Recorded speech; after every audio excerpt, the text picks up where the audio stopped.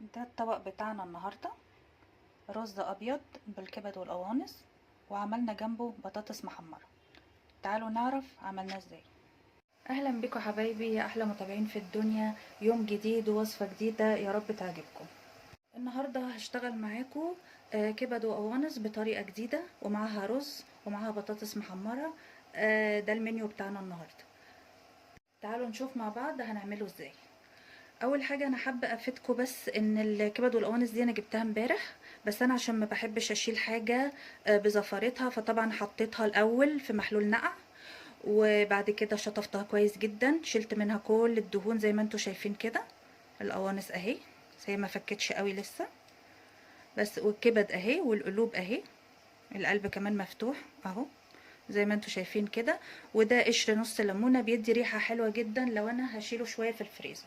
بالنسبه للكبد والقوانص ما بتتشالش كتير خالص في الفريزر، يعني بكتيرها ايام، 3 ايام 4 ايام شكرا على كده، لان بعد كده لونها بيغير وطعمها بالتالي بيغير. فيستحسن نجيبها كده، يعني هي يستحسن تتعمل فريش على طول. بس انا عشان امبارح جبت طلبات، فجبت معاها كيلو كبد وقوانص، ده اللي انا هشتغل بيه النهارده. اول حاجه هعملها هاخده شطفه سريعه كده تحت الميه الجاريه، وانا يعني هو يعتبر ما فيهوش اي حاجه، بس انا هشطفه شطفه سريعه كده. هنا بعد ما شطفت القوانص، عندي القوانص والقلوب مع بعض، والكبده اهي مع بعضها، كل حاجه لوحدها. تمام كده. هبتدي بقى اقطع القوانص الاول والقلوب قطع صغيره خالص. ده شكل الكبد والقوانص عندي بعد ما قطعتها حتت صغيره. طبعا التقطيع على حسب الرغبه. تعالوا بقى نشوف هنعمل ايه دلوقتي. اجيب الحله عندي واحط فيها معلقه، يعني معلقتين سمنه اهو، واسيبها تسخن قوي. وبعدين دلوقتي هنزل بالقوانص متقطعه حتت صغيره اهي، عايزاها سخنه قوي عشان تاخد صدمه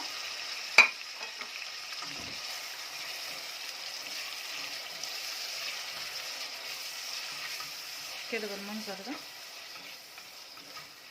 ايديا فيها على طول.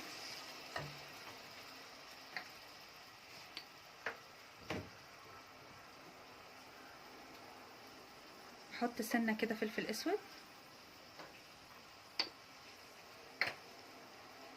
على فكره يا جماعه، طريقه حفظ الكبد والقوانص في الفريزر بقشر الليمون دي مهمه جدا، وانا بستخدمها في الطيور واي حاجه فيها زفاره عشان احفظها في الفريزر، فما بتخليش فيه ريحه زفاره خالص.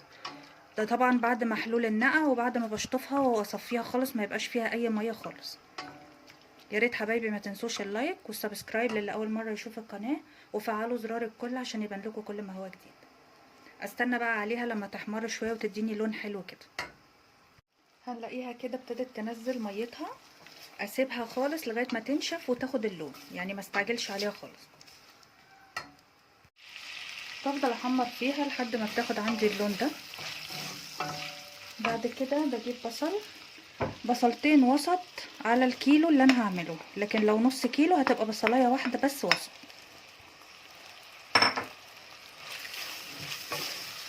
وابتدي برضو اشوح فيها مع القوانص بالمنظر ده، يعني لسه لغايه دلوقتي ما حطيتش الكبده خالص. برضو هفضل اقلب فيها لحد ما هي كمان تاخد لون حلو قوي كده. هنا بعد ما القوانص والبصل اخدت اللون الحلو قوي ده، ابتدي بقى احط الكبده عندي. هو انا هنا حطيتها في مصفى عشان تنزل الحاجات اللي ملهاش لازمه.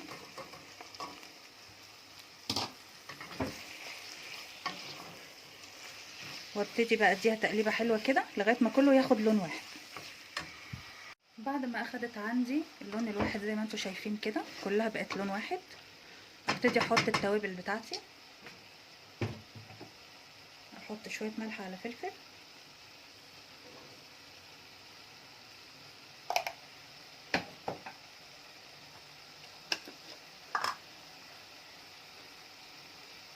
شويه كاري،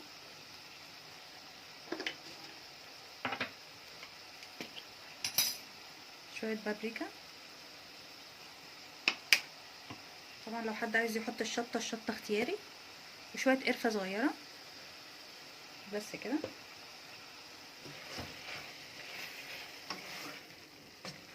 لان انا ما بستعملش مرق الدجاج. هبتدي احط شويه ميه مغليه، شويه صغيره خالص كده،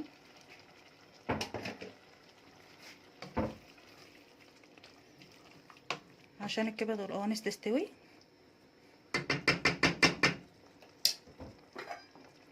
هوطي عليها خالص واسيبها بقى تستوي.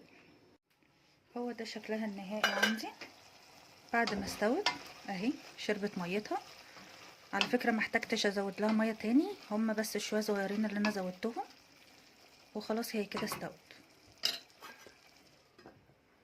هعمل جنب طبقنا الاساسي بطاطس محمره، قشرتها وقطعتها وغسلتها كويس وحطيتها في ميه وملح وخل على حسب الرغبه. بس انا كده بجهزها للتحمير. ابتدي اعمل عندي الرز الابيض.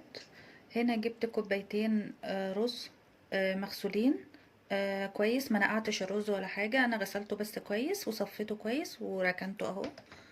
وهستعمل الماده الدهنيه عندي، هستعمل زيت، انا مبحبش استعمل سمنه في الرز، يعني بيطلع مفلفل اكتر يعني. هستنى اما الزيت يسخن قوي. اول ما الزيت يسخن قوي ابتدي احط الرز كله عندي.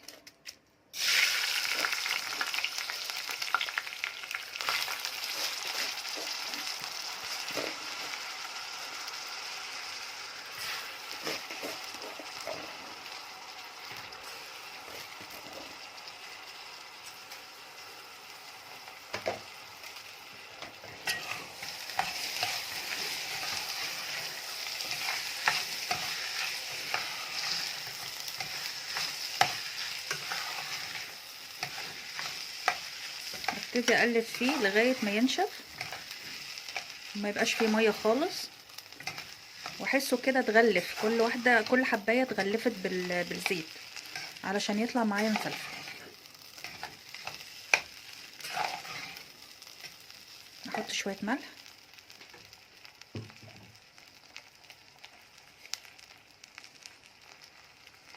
كده، حبه حلوين.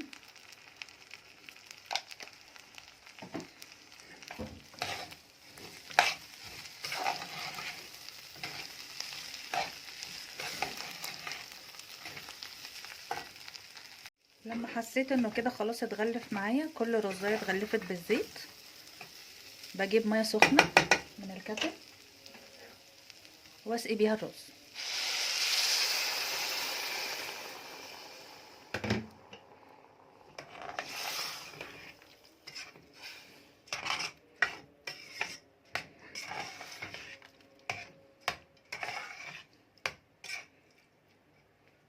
محتاجه لسه شويه ميه.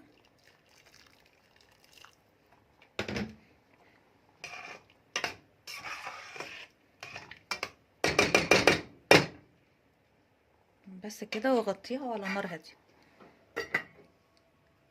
ده شكل الرز عندي بعد ما استوى اهو، انا لسه قافله عليه. نحمر بقى البطاطس. ده شكل طبقنا النهارده، وده الشكل النهائي لطبقنا النهارده. حمرنا البطاطس وعملنا الرز وعملنا الكبد والقوانص بكل تفاصيلها. يا رب طبقنا النهارده يكون عجبكم، واشوفكم في فيديو جديد.